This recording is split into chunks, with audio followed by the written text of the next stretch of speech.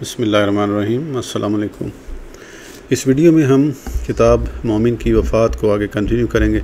उससे पहले अगर आपने सब्सक्राइब नहीं किया तो सब्सक्राइब कर लें और बेल आइकॉन प्रेस कर दें। तो शुरू करते हैं। मुनकर नकीर के सवालात के वक्त शैतान धोखा देने कब्र में आता है। इमाम अजल आरिफ बिल्ला हज़रत सुफियान सूरी रज़ियल्लाहु तआला अन्हु से रिवायत है कि जब मुर्दे से सवाल होता है कि तेरा रब कौन है, तब शैतान उस पर ज़ाहिर होता है और अपनी तरफ इशारा करता है, यानी मैं तेरा रब हूँ। इसीलिए हुक्म आया है कि मैयत के लिए नकीरीन के सवालात के जवाबात में साबित कदम रहने की दुआ करें। अहादीस करीमा में मैयत के लिए मुनकर नकीर के सवालात के जवाबात में साबित कदम रहने की और शैतान के मकर फ़रेब से महफूज रहने की दुआ करना साबित है।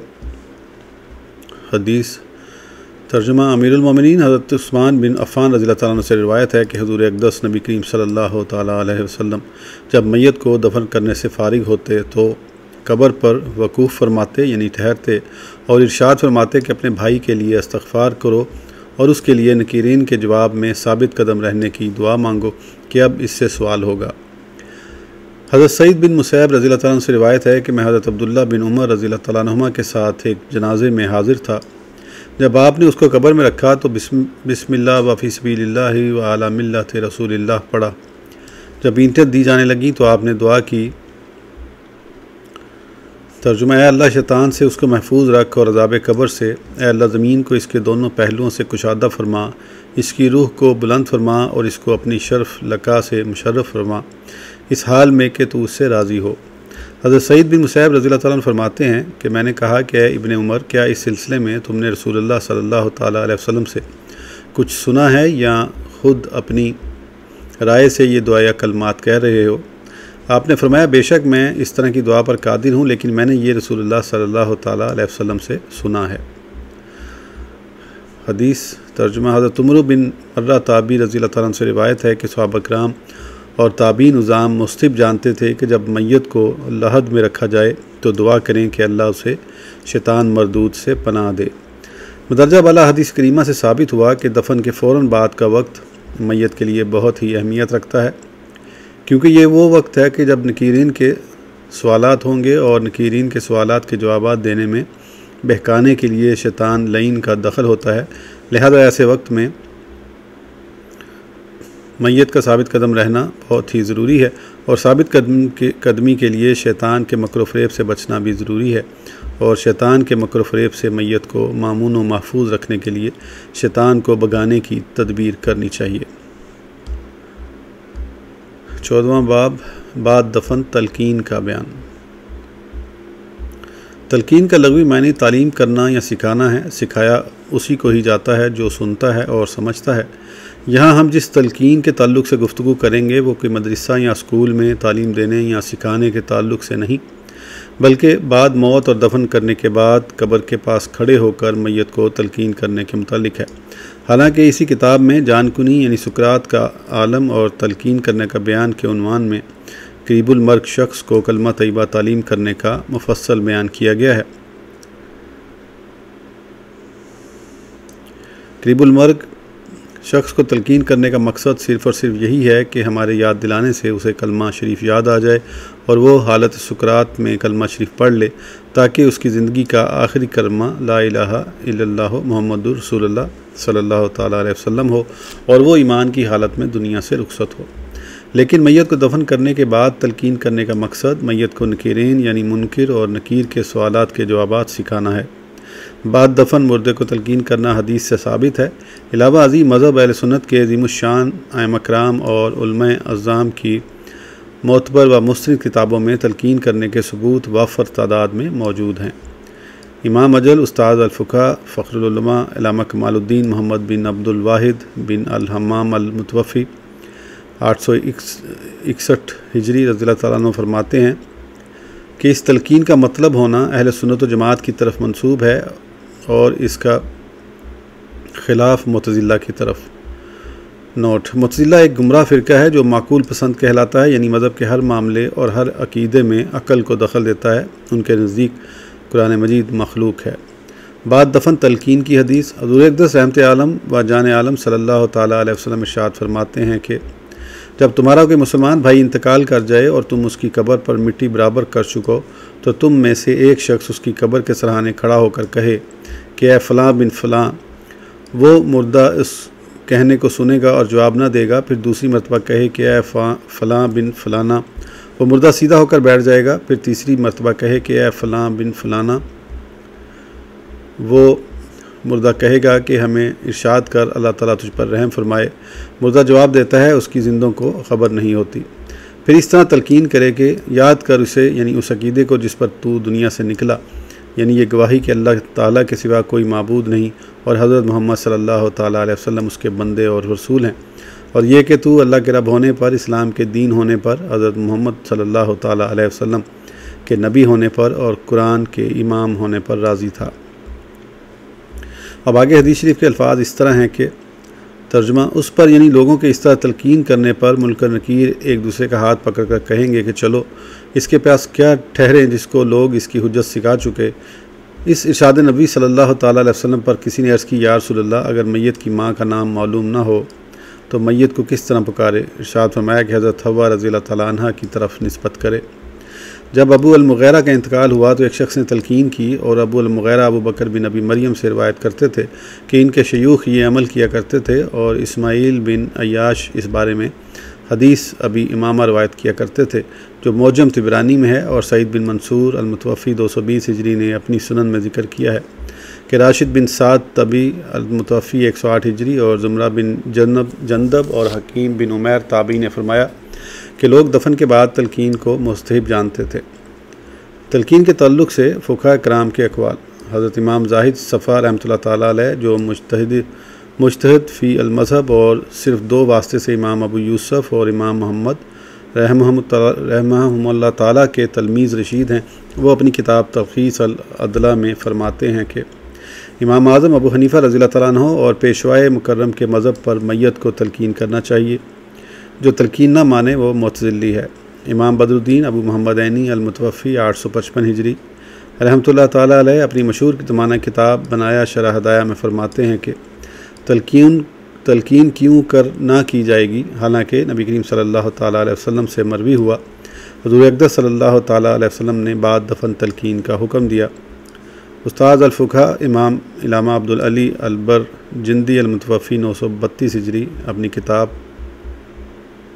शरह अल-नकाया में साहब अब्बाब अलैहिर्रहमा व रिज़वान से नकल फरमाते हैं कि मैंने अपने उस्ताद इमाम अल-फ़ुक़हा हज़रत हसन बिन मंसूर काजी ख़ान अल-मुतवफ़ी 592 हिजरी से सुना कि फ़तावा ज़हीरिया के मुसन्निफ़ इमाम अजल हज़रत ज़हीरुद्दीन अबू बकर बिन मोहम्मद बिन अहमद मरगिनानी अल-मुतवफ़ी 619 हिजरी रहमतुल्लाह ताला अलैह से हिकायत फरमाते थे कि बाज़ आइमा कराम ने तलकीन फरमाई और मुझे अपने लिए तलकीन करने की वसीयत फरमाई, तो उनके इंतकाल पर मैंने उन्हें तलकीन की, लिहाजा तलकीन करने का जवाब साबित हुआ। इमाम जलील अल-सैयद अहमद अल-मिस्री अल-तख्तावी अल-मुतवफ़ी 1302 हिजरी अलैहिर्रहमा व रिज़वान अपनी मशहूर मारूफ़ किताब तख्तावी हाशिया मराकी अल-फ़लाह में साहिब हुलिया अल-महजली शरह मनिया अल-मुसल्ली इमाम मोहम्मद बिन मोहम्मद अमीरुल हाज हलबी हनफ़ी अल-मुतवफ़ी 879 हिजरी रहमतुल्लाह ताला अलैह से नकल फरमाते हैं कि मैयत को तलकीन क्यों ना की जाए, हालांकि उसमें कोई नुकसान नहीं बल्कि मैयत का फ़ायदा है। साबित हुआ कि बाद दफन मैयत को तलकीन करना अज़रुए हदीस शरीफ और अक़वाले फ़ुक़हाए कराम ऐसा अच्छा काम है कि जो शरन जायज़ और मुस्तहसन है और उसके मना होने की कोई दलील नहीं है। लिहाजा अपने मुसलमान भाई की मैयत को दफन करने के बाद उसकी कब्र के करीब खड़े होकर तलकीन करके मुनकर नकीर के सवालात के जवाबात सिखा कर उसकी मदद करके सवाब व अजर के हकदार बनने की सआदत हासिल करनी चाहिए। अज़ान कब्र, मैयत को दफन करने के बाद कब्र के पास आज़ान देना मिलत इस्लामिया में राइज और मशरू है, लेकिन दौर हाज़िर में ये मसला मुनाफ़िकीन ज़माना के इख्तलाफ की वजह से वामुन्नास में ऐसा उलझा हुआ है कि कब्र पर आज़ान देने के मामले में कई मकामात पर शदीद इख्तलाफात रूनुमा होते हैं, बल्कि कहीं कहीं तो जबर व जुल्म और मार पीट तक नौबत पहुँचती है। मुनाफ़िकीन ज़माना दफन मैयत के बाद कब्र पर आज़ान देने को सख्ती से रोकते हैं, बल्कि तशद्दुद का मुज़ाहरा करते हैं। लिहाजा कारीन किराम की आसानी और फितना फसाद से बचने के लिए इस मसले को आम फ़हम सलीस ज़ुबान में शरई दलाइल के साथ पेश किया जाता है। दफन के बाद कब्र पर आज़ान देना यकीनन जायज़ है, उसके मना होने की शरीयत मुतहरा में कोई दलील नहीं, और जिस काम से शरीयत ने मना ना फरमाया हो वो काम हरगिज़ मना नहीं। सिर्फ यही दलील इस आज़ान को जायज़ कहने वालों के लिए काफ़ी है। अलबत्ता जो लोग मना करते हैं उन पर लाजिम है कि वो शरई दलीलों से अपना दावा साबित करें। दलील नंबर 1, सही अहादीस करीमा से साबित है कि मुनकर नकीर के सवालात के वक्त शैतान धोखा देने और बहकाने के लिए कब्र में पहुँचता है। हदीस पाक मुलाहिज़ा फरमाएँ। इमाम तिरमिज़ी अपनी किताब नवादिर अल-उसूल में इमाम अजल हज़रत सुफियान सूरी रज़ी अल्लाह तआला अन्हु से रिवायत करते हैं, जब मुर्दे से सवाल होता है कि तेरा रब कौन है, शैतान उस पर ज़ाहिर होता है और अपनी तरफ इशारा करता है, यानी मैं तेरा रब हूँ। इसलिए हुक्म आया कि मैयत के लिए जवाब में साबित कदम रहने की दुआ करें। इमाम तिरमिज़ी अलैहिर्रहमा व रिज़वान फरमाते हैं, कब्र में बहकाने के लिए शैतान आता है, उसकी तायीदीन हदीसों से होती है कि हुज़ूर अक़दस सल्लल्लाहु तआला अलैहि वसल्लम मैयत को दफन करते वक़्त दुआ फरमाते कि इलाही इसे शैतान से बचा। अगर वहाँ शैतान का कुछ भी दखल ना होता तो हुज़ूर अक़दस सल्लल्लाहु तआला अलैहि वसल्लम मैयत के लिए शैतान के मकर से हिफाजत की दुआ क्यों फरमाते। साबित हुआ कि मुनकर नकीर के सवालात के वक्त शैतान कब्र में खलल अंदाज होता है और जवाब देने में बहकाता है। ये वो नाजुक मरहला होता है कि उस वक़्त मैयत का जवाब में साबित कदम रहना ज़रूरी बल्कि अशद ज़रूरी है। मैयत को साबित कदम रखने के लिए हदीस करीमा में हुक्म आया है कि अल्लाह ताला से दुआ करो कि अल्लाह उसे शैतान से महफूज रख। शैतान से महफूज रहने के लिए शैतान को भगाना भी ज़रूरी है। अगर शैतान भाग गया तो अब बहकाना गैर मुमकिन है, लेकिन सवाल ये पैदा होता है कि शैतान को किस तरह भगाएं। शैतान को भगाने की तदबीर भी हमारे रहीम व करीम आका व मौला सल्लल्लाहु तआला अलैहि वसल्लम ने हमें तालीम फरमाई है। सही बुखारी शरीफ और सही मुस्लिम शरीफ में जलीलुल कदर सहाबी हज़रत अबू हुरैरा रज़ियल्लाहु तआला अन्हु से मरवी है कि हुज़ूर अक़दस रहमत आलम सल्लल्लाहु तआला अलैहि वसल्लम इरशाद फरमाते हैं, जब मौज़न आज़ान कहता है शैतान पीठ फेर कर गोज़ना यानी पाद मारता हुआ भागता है। सही मुस्लिम शरीफ में हज़रत जाबिर रज़ियल्लाहु तआला से रिवायत है कि जब मौज़न आज़ान कहता है कि तो शैतान 36 मील तक भाग जाता है। इमाम अबुल कासिम सुलेमान बिन अहमद तबरानी अल-मुतवफ़ी 360 हिजरी अपनी किताब अल-मुअज्जम अल-औसत में हज़रत अबू हुरैरा रज़ियल्लाहु अन्हु से रिवायत करते हैं कि हदीस में हुक्म आया है कि जब शैतान का खटका हो फ़ौरन अज़ान कहो कि वो दफ़ा हो जाएगा। यहाँ तक कि गुफ्तगू से साबित हुआ कि मुनकर नकीर के सवालात के वक्त कब्र में शैतान मुदाखलत करता है और जवाब देने में मैयत को बहकाता है, और हदीस शरीफ के इरशाद के बाद शैतान आज़ान से भागता है और शैतान को दफ़ा करने के लिए आज़ान कहने का हुक्म हदीस शरीफ में वारिद है। लिहाजा अपने मुसलमान भाई को कब्र में मुनकर नकीर के सवालात के सही जवाब देने में साबित कदम रखने, शैतान के बहकावे और खटके से महफूज व मामून नींद उसको दूर भागने के लिए आज़ान कही जाती है। और ये आज़ान हदीसों से अख्ज़ की हुई है, बल्कि हुज़ूर अक़दस सल्लल्लाहु तआला अलैहि वसल्लम के ऐन इरशाद के मुताबिक है, और उसमें अपने मरहूम मुसलमान भाई की उम्दा इमदाद और आनत भी है। दलील नंबर 2, इमाम अहमद, इमाम तिबरानी और इमाम बैहक़ी हज़रत जाबिर बिन अब्दुल्लाह रज़ियल्लाहु तआला अन्हुम से रिवायत करते हैं, जब हज़रत साद बिन मुआज़ रज़ियल्लाहु तआला अन्हु दफन हो चुके और उनकी कब्र दुरुस्त कर दी गई तो हुज़ूर अक़दस सल्लल्लाहु तआला अलैहि वसल्लम देर तक सुबहान अल्लाह फरमाते रहे, और सहाबा किराम भी हुज़ूर सल्लल्लाहु तआला अलैहि वसल्लम के साथ सुबहान अल्लाह कहते रहे। फिर हुज़ूर अक़दस अल्लाहु अकबर फरमाते रहे और सहाबा भी हुज़ूर के साथ अल्लाहु अकबर कहते रहे। फिर सहाबा किराम रिज़वानुल्लाह तआला अलैहिम ने अर्ज़ की, या रसूलल्लाह, हजूर अव्वल तस्बीह फिर तकबीर क्यों फरमाते हैं। इरशाद फरमाया कि इस नेक मर्द पर उसकी कब्र तंग हुई थी, यहाँ तक कि अल्लाह ताला ने वो तकलीफ़ इससे दूर फरमा कर कब्र कुशादा फरमा दी। इस हदीस की शरह में इलामा इमाम शरफुद्दीन हसन बिन मोहम्मद तीबी शाफ़ी रहमतुल्लाह ताला अलैह शरह मशकूवा में फरमाते हैं, हदीस के मायने ये हैं कि मैं और तुम बराबर मुसलसल अल्लाह अकबर और सुबहान अल्लाह कहते रहे, यहाँ तक कि अल्लाह ताला ने उस तंगी से उन्हें निजात बख्शी। इस हदीस से साबित हुआ कि हुज़ूर अक़दस सल्लल्लाहु तआला अलैहि वसल्लम ने मैयत पर आसानी के लिए दफन के बाद कब्र पर अल्लाहु अकबर बार बार फरमाया, और यही मुबारक अल्फाज आज़ान में 6 मरतबा हैं। तो दफन के बाद कब्र पर अल्लाहु अकबर कहना ऐन सुन्नत नबवी हुआ। रहा सवाल ये कि आज़ान में सिर्फ़ अल्लाहु अकबर ही नहीं बल्कि दीगर ज़ायद कलमात तैयबा भी हैं। हदीस शरीफ का फिर एक मरतबा बगौर मुताला फरमाएँ तो मालूम होगा कि हुज़ूर अक़दस सल्लल्लाहु तआला अलैहि वसल्लम ने हज़रत साद बिन मुआज़ रज़ियल्लाहु तआला अन्हु को दफन करने के बाद उनकी कब्र पर सिर्फ़ अल्लाहु अकबर ही नहीं फरमाया, बल्कि अल्लाह अकबर के साथ सुबहान अल्लाह भी फरमाया है, जिसका मतलब ये हुआ कि हुज़ूर अक़दस सल्लल्लाहु तआला अलैहि वसल्लम ने मैयत की आसानी के लिए कब्र पर तकबीर और तस्बीह यानी अल्लाह ताला की हम्द व सना फरमाई। आप वल्लाह इंसाफ फरमाइए कि अज़ान में अल्लाह ताला की हम्द व सना है या नहीं, और ये हम्द व सना भी हम हदीस नबवी की मुताबत में ही करते हैं। अज़ान में जो दीगर ज़ायद कलमात हैं वो तमाम अल्लाह तबारक व तआला के ज़िक्र पर ही मबनी हैं, और इन ज़ायद कलमात से माअज़ल्लाह कुछ नुकसान नहीं, बल्कि ये ज़ायद कलमात ज़्यादा फ़ायदेमंद और मकसद की तायीद करते हैं। कब्र पर अज़ान देने का मकसद सिर्फ यही है कि अल्लाह ताला के ज़िक्र से रहमत इलाही का नुज़ूल हो और उसकी बरकत से मैयत पर कब्र में आसानी हो। हमारे लिए कब्र बाद दफन अज़ान देने के लिए दर्जा वाला हदीस शरीफ ही सबूत के लिए काफ़ी है कि हुज़ूर अक़दस सल्लल्लाहु तआला अलैहि वसल्लम साद बिन माज़ रज़ियल्लाहु तआला अन्हु को दफन करने के बाद उनकी कब्र पर देर तक अल्लाह अकबर फरमाते रहे, और हम भी अपने मुर्दों को दफन करके इन्हीं कलमात अल्लाह अकबर को बसूरत अज़ान अदा कर देते हैं। इस तकबीर से हुज़ूर अक़दस सल्लल्लाहु तआला अलैहि वसल्लम का मकसद ज़िक्र खुदा के ज़रिए नज़ूल रहमत व बरकत करके मैयत पर आसानी पैदा करना था, और अज़ान देने में वही कलमात दोहरा कर हमारा मकसद भी यही है। शायद अब भी कोई मना करने वाला ये रोना रोए कि अज़ान में अल्लाह ताला की हम्द व सना के अलावा जो दीगर कलमात हैं उनका क्या मतलब। जवाब अर्ज़ है कि आप मसाइल हज से अगर वाकिफ़ हैं तो आपको मालूम होगा कि हदीस शरीफ में तलबी के कौन से अल्फाज वारिद हैं। अगर नहीं मालूम तो हम वो हदीस पेश किए देते हैं। हज़रत अब्दुल्ला बिन उमर रज़ियल्लाहु ताला अन्हुमा से रिवायत है कि रसूलुल्लाह सल्लल्लाहु ताला अलैहि वसल्लम ने दुआए तलबी में ये अल्फाज कहे, लब्बैक अल्लाहुम्मा लब्बैक लब्बैक ला शरीका लक लब्बैक इन्नल हम्दा वन नेमता लक वल मुल्क ला शरीका लक। हदीस शरीफ में तलबी के वही अल्फाज वारिद हैं जो दर्जा वाला हदीस में मज़कूर हैं, लेकिन उजरा सहाबा उज़ाम मसलन अमीरुल मोमिनीन हज़रत उमर फ़ारूक आज़म, हज़रत अब्दुल्ला बिन उमर, हज़रत अब्दुल्ला बिन मसूद, हज़रत इमाम हसन मुज्तबा वग़ैरह रज़ियल्लाहु ताला अन्हुम अजमईन तलबी के अल्फाज में दीगर अल्फाज मिलाने को रवा रखते हैं, और इन हज़रात के नक्श कदम पर चल कर मिलत इस्लामिया के अज़ीमुश्शान आइम्मा कराम और फ़ुक़हा उज़ाम ने भी तलबी में ज़्यादत अल्फाज को रवा रखना इख्तियार फरमाया है।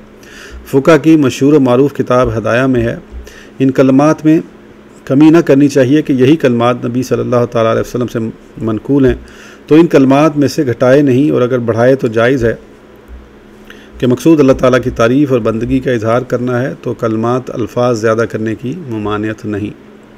कब्र पर बाद दफन अज़ान देने से मना करने वाले हज़रात सोचें कि कब्र पर अज़ान देने वाले आखिर करते ही क्या हैं। अपने मुसलमान मैयत की आसानी के लिए अल्लाह का ज़िक्र ही तो करते हैं, कोई नाच गाना या फ़िल्मी तराना या गाली गलोच तो बकते नहीं, बल्कि अल्लाह ताला की हम्द व सना, उसकी किब्रियाई और वहदानियत का बयान, उसके महबूब आदम सल्लल्लाहु ताला अलैहि वसल्लम की रिसालत और बंदगी का इकरार ही तो करते हैं। इन मौज़न की ज़ुबान से वही अल्फाज निकलते हैं जिनके कहने और सुनने वाले दोनों पर अजर व सवाब मुरतब होता है। फिर उन्हें इस कार खैर से क्यों रोका जाता है? अरे मामला सिर्फ अज़ान से बाज रखने तक ही मुनहसर नहीं, बल्कि जुल्म व तशद्दुद का ये आलम है कि कब्र पर अज़ान देने के मामले को इतना बढ़ाते हैं कि मार पीट तक नौबत पहुँच जाती है। ये कहाँ का इंसाफ है? हदीसों से साबित है और कुतुब फ़ुक़हा में भी यही हुक्म लिखा हुआ है कि मैयत के पास नज़ा यानी सुकरात की हालत में कलमा तय्यबा ला इलाहा इल्लल्लाह मुहम्मद रसूलुल्लाह सल्लल्लाहु ताला अलैहि वसल्लम पढ़ा जाए, ताकि उसे सुनकर मरने वाले को कलमा शरीफ याद आ जाए और वह दुनिया से जाते वक़्त कलमा शरीफ पढ़ ले, ताकि उसका ख़ात्मा ईमान पर हो और उसका आखिरी कलमा तय्यब हो।